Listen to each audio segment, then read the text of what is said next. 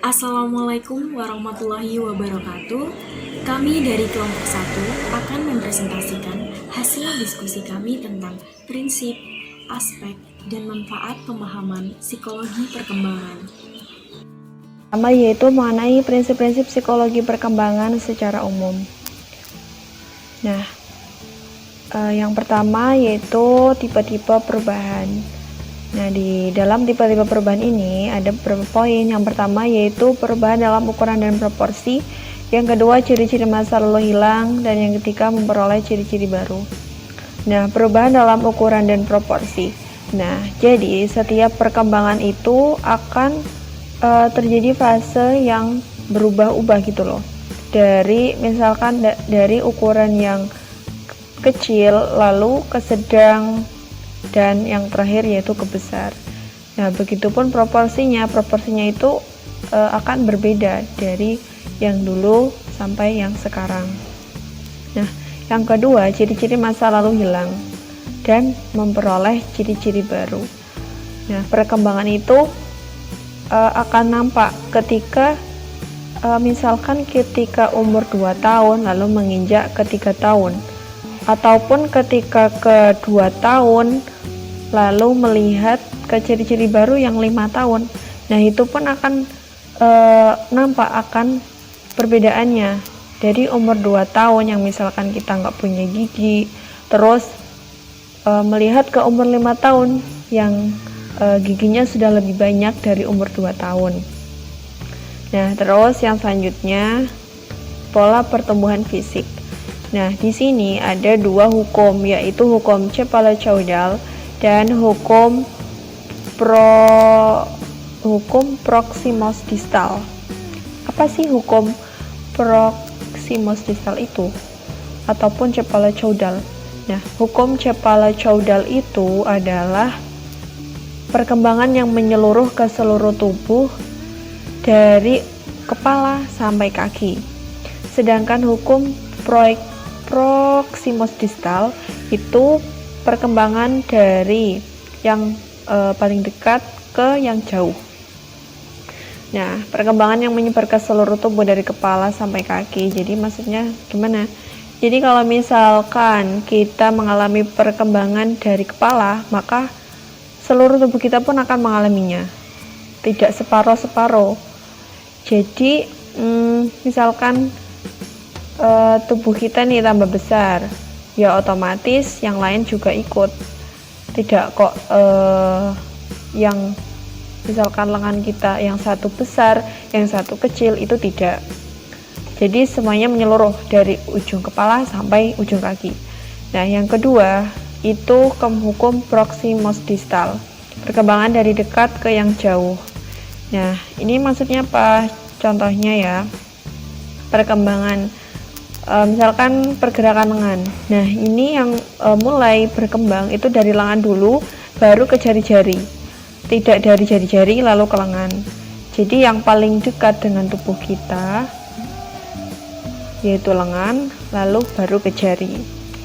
Nah, selanjutnya yaitu karakteristik perkembangan. Yang pertama yaitu perkembangan mulai dari hal umum dan berkesinambungan. Yang kedua, memiliki kecepatan bertumbuh yang berbeda. Dan yang ketiga, ada korelasi antara perkembangan awal dan yang selanjutnya. Nah, perkembangan mulai dari hal umum dan berkesinambungan. Nah, perkembangan yang umum itu yang seperti apa sih? Ya, yang umum itu ya yang berjalan, terus berlari. Nah, itu termasuk perkembangan ya.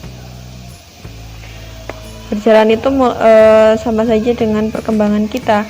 Jadi misalkan nih dari kita merangkak ke berjalan, nah itu tuh akan berkesinambungan. Jadi akan bertahap terus gitu loh, akan bertambah-tambah terus.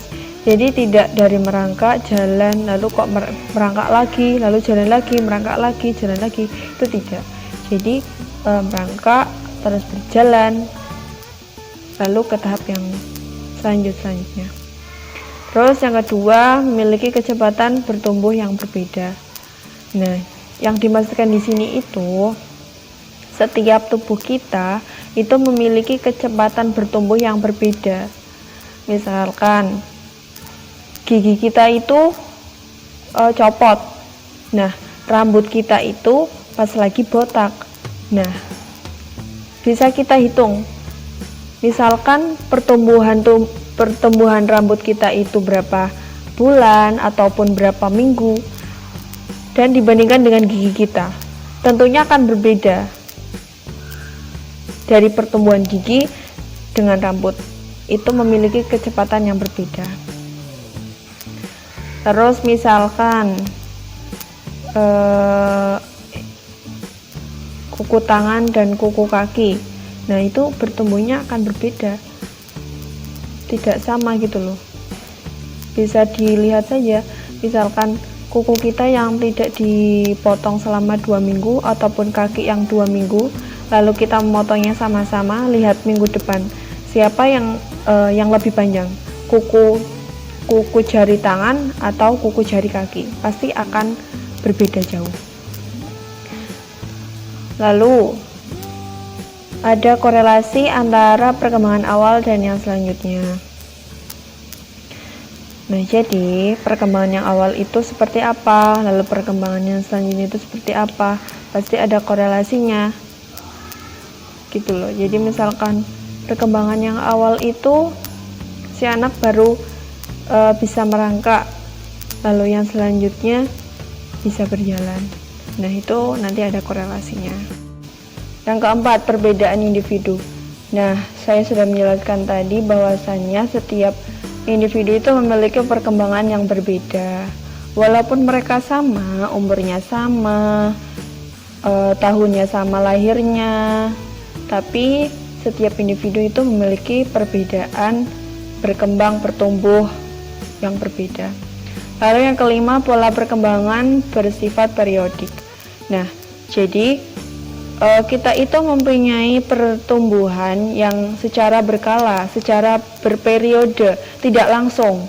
Jadi kalau misalkan kita baru lahir, itu mustahil langsung bisa jalan. Jadi secara berkala kita belajar tengkurap dulu, terus habis itu merangkak, terus baru latihan berjalan. Nah, seperti itu. Lalu yang selanjutnya adalah terdapat tugas perkembangan. Nah, setiap perkembangan seseorang ataupun individu itu memiliki tantangan. Jadi setiap perkembangan itu ada tugasnya gitu loh, ada tantangannya. Jadi misalkan si bayi itu dalam fase tengkurap lalu merangkak. Nah, bayi itu tuh memiliki tantangan gitu loh. Jadi pasti kan ada tuh bayi yang inginnya, dalam jiwanya itu ada perasaan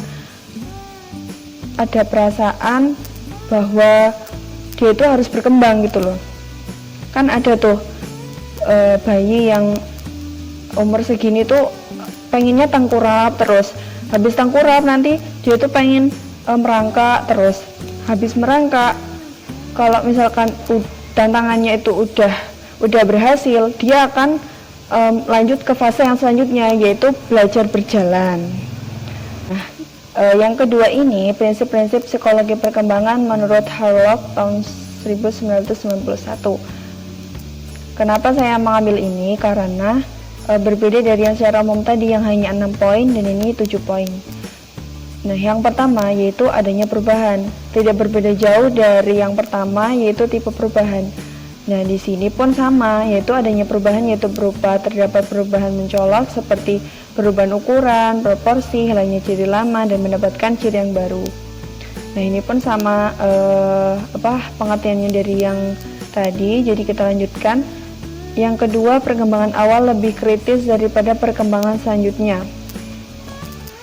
Nah, ini yang perlu diperhatikan. Kenapa? Karena lingkungan pertumbuhan anak sangat berpengaruh kuat terhadap bawaan mereka. Jadi, seorang anak itu akan bertumbuh dengan baik ketika lingkungannya itu pun mendidiknya dengan baik. Jadi, seorang anak yang tumbuh misalkan di lingkungan yang misalkan orang tuanya yang sangat agamis, terus penyayang, terus memiliki kasih sayang yang penuh untuk anaknya, maka anak itu pun akan bertumbuh dengan baik dan perkembangannya pun akan baik di tahap yang selanjutnya. Berbeda dengan anak yang hidup di lingkungan yang misalkan dia itu anak yang lahirnya bukan dari orang tua orang Arya, bukan, maksudnya anak yang hasil dari pernikahan gitu loh, kan akan berbeda. Misalkan ibunya itu tidak bahagia dengan anak yang dilahirkan karena bukan hasil dari pernikahan, nah itu akan berbeda lagi karena ibu itu sudah tidak memiliki kasih sayang kepada anaknya. Nah, ketika lingkungan itu masuk ke dalam pikiran anaknya, ke dalam jiwa anaknya, maka itu pun akan berpengaruh dalam perkembangannya. Contoh lain lagi, misalkan si anak itu hidup di tengah kondisi keluarga yang tidak harmonis. Jadi setiap hari itu orang tuanya saling bertengkar tanpa memperhatikan perasaan anaknya. Nah, itu akan sangat berpengaruh terhadap pikiran dan pertumbuhan sang anak. Lalu yang ketiga yaitu perkembangan merupakan hasil proses kematangan dan belajar. Nah, perkembangan anak dipengaruhi oleh terbukanya karakteristik yang berasal dari warisan genetik individu. Nah, anak itu akan belajar dari orang tuanya. Jadi, perkembangan anak itu akan cepat ketika keluarganya pun memiliki usaha dalam mendidik anaknya itu dengan baik. Jadi perkembangan itu pun akan berjalan dengan seiring waktu, seperti yang dikatakan di PPT bahwa perkembangan anak yang dikatakan oleh Harlock, maksudnya perkembangan anak dipengaruhi oleh terbukanya karakteristik yang berasal dari warisan genetik individu. Nah, jadi karakter keluarga yang baik itu akan berpengaruh terhadap cepatnya hasil proses kematangan dan belajar anak. Lalu yang selanjutnya, pola perkembangan dapat diramalkan, yaitu perkembangan motorik akan mengikuti hukum Cepalo-Caudal dan hukum Proximo Distal. Nah, tadi sudah dijelaskan hukum Cepalo-Caudal apa dan hukum Proximo Distal apa. Di sini akan saya jelaskan lagi kalau misalkan teman-teman masih bingung. Jadi, perkembangan motorik itu akan mengikuti hukum Cepalo-Caudal, yaitu perkembangannya menyebar ke seluruh tubuh dari kepala sampai kaki, sedangkan Proximal Distal itu perkembangan dari dekat ke yang jauh. Nah, perkembangan itu jadi itu dapat diramalkan gitu loh. Misalkan pada umumnya kan umur setahun itu pada masanya anak-anak itu misalkan belajar belajar tengkurap, terus umur 2 tahun dia misalkan udah berjalan dan lain sebagainya. Terus yang selanjutnya yaitu pola perkembangan mempunyai karakteristik yang dapat diramalkan. Nah, jadi pola perkembangan itu tuh sebenarnya bisa diramalkan karena kita baca dulu. Karakteristik dalam perkembangan dapat diramalkan seperti perkembangan fisik atau mental yang hampir semuanya memiliki pola perkembangan yang sama. Nah, di sini dijelaskan bahwa perkembangan fisik seseorang dengan seseorang yang lain itu memiliki pola yang sama. Hanya saja kecepatannya itu yang berbeda. Tapi sebenarnya sama. Jadi cuma kecepatannya saja yang berbeda. Jadi misalkan perkembangan fisik atau mental yang hampir semuanya. Dan misalkan itu ya seperti tadi, misalkan umur 1 tahun udah segini tapi kok ini belum, jadi tidak perlu dikhawatirkan karena itu tuh hanya kecepatannya saja yang berbeda, tapi pasti polanya sama. Lalu yang selanjutnya, terdapat perbedaan individu dalam perkembangan. Nah, seperti yang dijelaskan tadi kan itu polanya dapat diramalkan, tapi sekali lagi bahwa setiap individu itu memiliki perbedaan dalam berkembang, jadi tidak bisa disamakan. Jadi misalkan hari ini si anak bisa merangkak, itu belum bisa disamakan dengan yang lainnya gitu loh. Misalkan si Tony bisa merangkak hari ini, belum tentu si Budi itu bisa merangkak juga pada hari itu juga. Mungkin saja besok, mungkin saja 2 hari setelahnya, ataupun hari-hari selanjutnya begitu. Terus yang selanjutnya yaitu setiap tahap perkembangan memiliki bahaya yang potensial. Nah, dalam setiap perkembangan pastinya ada hal yang mengganggu pada pola tersebut, dapat berakibat terganggunya fisik, psikologi, dan sosial. Nah, setiap perkembangan itu ada bahaya. Misalkan pada umur 2 tahun kan rata-rata anak itu sudah bisa berjalan, tapi karena ada suatu kecelakaan, misalkan suatu kecelakaan yang akhirnya membuat dia itu lumpuh sementara ataupun patah tulang. Nah, itu bisa dijadikan sebagai bahaya yang potensial tersebut. Bisa juga secara psikologis, contohnya. Nah, ketika anak yang lingkungannya itu kurang mendukung, misalkan pada umur 2 tahun itu dia belum bisa jalan, tapi karena orang tuanya itu tidak mendukung ataupun tidak melatih, lalu akhirnya orang tuanya itu hanya marah-marah saja sama anaknya. Kenapa kamu umur 2 tahun itu belum bisa jalan, padahal teman-temanmu udah bisa, dan selain sebagainya. Nah, itu akan mempengaruhi psikologisnya.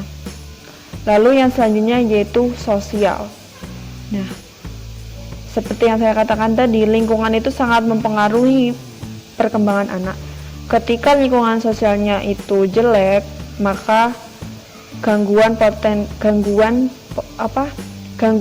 perkembangan dalam dirinya itu benar-benar sangat terpengaruhi. Selanjutnya adalah aspek perkembangan. Aspek perkembangan dibagi menjadi beberapa. Yang pertama adalah aspek fisik dan motorik.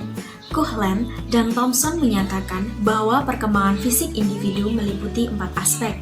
Yang pertama ada struktur fisik, meliputi tinggi badan, berat badan, dan proporsi tubuh. Yang kedua ada sistem syaraf, yang ketiga ada kekuatan otot, dan yang keempat ada kelenjar endokrin. Aspek yang kedua adalah aspek kognitif atau intelektual. Perkembangan kognitif berkaitan dengan potensi intelektual yang dimiliki individu, yaitu kemampuan untuk berpikir dan memecahkan masalah. Menurut Woolfolk tahun 1995, fungsi otak dibedakan menjadi 2, yaitu otak kiri dan otak kanan.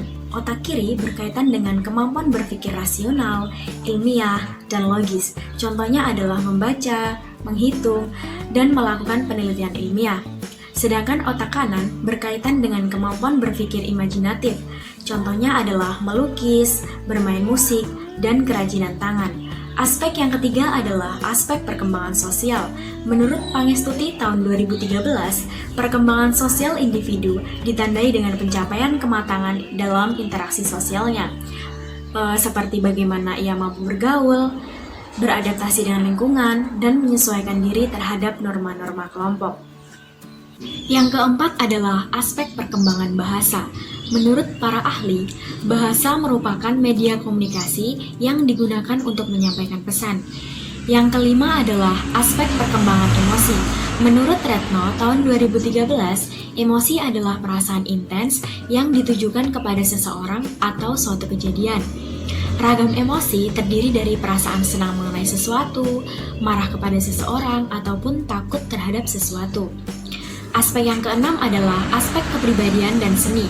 Menurut Suwadianto, tahun 2007 menjelaskan bahwa hal penting dalam perkembangan kepribadian adalah ketetapan dalam pola kepribadian, yang artinya terdapat kecenderungan ciri sifat kepribadian yang menetap dan relatif tidak berubah, sehingga mewarnai timbul perilaku khusus terhadap diri seseorang. Aspek yang terakhir adalah aspek perkembangan moral dan penghayatan agama. Menurut William James, salah satu kelebihan manusia sebagai makhluk adalah fitrah atau perasaan dan kemampuan untuk mengenal Allah dan melakukan ajarannya. Manfaat dari psikologi perkembangan. Yang pertama, itu ada mendapat pengetahuan tentang perkembangan dan bisa membantu untuk mengenali kapan perkembangan seseorang terjadi. Tidak hanya untuk orang lain, tapi juga untuk membantu mendalami diri sendiri. Ketika seseorang sedang berkembang, dia pasti akan selalu ada yang namanya itu evaluasi, introspeksi diri. Ketika kita melakukan kesalahan, kita pasti akan berpikir dan kita sebisa mungkin itu untuk memperbaikinya. Yang ketiga itu ada mendapat pengetahuan tentang perkembangan yang bisa membantu dalam memberikan respon yang tepat terhadap perilaku seseorang. Ketika kita sudah bisa memahami diri kita sendiri, otomatis kita itu bisa memahami keadaan orang lain. Nah, dengan begitu, ketika orang lain itu sedang melakukan kontak dengan kita, baik itu berbicara, kita itu bisa dengan mudah meresponnya. Yang ketiga, bisa memunculkan sifat senang bergaul dengan orang lain, terutama anak-anak, remaja, dengan penuh perhatian kepada mereka, baik dalam lingkungan, keluarga, sekolah, dan masyarakat. Karena kita sudah bisa memahami diri kita sendiri, kita bisa memberikan respon yang baik kepada orang lain, maka kita bisa dengan mudah bergaul tanpa menyakiti hati orang lain. Poin kelima dan keenam, bisa mengarahkan seseorang untuk berbuat dan berperilaku sesuai dengan tingkat perkembangan orang lain. Khususnya bagi pendidik, bisa memahami dan memberikan bimbingan kepada anak sesuai dengan taraf perkembangan anak didiknya. Sehingga proses pendidikan akan berjalan dengan sukses dalam mencapai tujuannya. Inti dari poin kelima dan keenam ini yaitu mengarahkan atau membimbing, khususnya untuk pendidik. Setiap pendidik itu kan pasti akan mengamati anak didiknya. Ketika anak didiknya itu melakukan kesalahan dalam hal belajar, maka beliau itu pasti akan mengarahkan ke jalan yang benar, sehingga tercapainya kesuksesan untuk mencapai tujuannya. Kemudian untuk poin yang terakhir, yaitu mendapat pengetahuan tentang perkembangan yang bisa memberikan harapan dan realistis yang tepat terhadap perilaku seseorang. Jadi ini itu untuk berlaku untuk siapapun. Misalnya, ketika seseorang itu lagi ada di posisi terendah, atau misalnya ketika seseorang itu merasa dia itu melakukan banyak kesalahan, jadi akhirnya dia itu nyerah dengan dirinya sendiri. Nah, kita sebagai temannya, karena kita kan udah mengerti kelebihan dan kekurangannya dia, kita bisa memberikan motivasi, saran, dan kritik, tapi kritik yang membangun ke teman kita itu, supaya dia itu bisa termotivasi lagi dan kita bisa memberikan harapan ke dia yang realistis gitu. Jadi dia itu bisa semangat lagi. Intinya begitu. Dari kelompok kami, kurang lebihnya kami mohon maaf. Wassalamualaikum warahmatullahi wabarakatuh.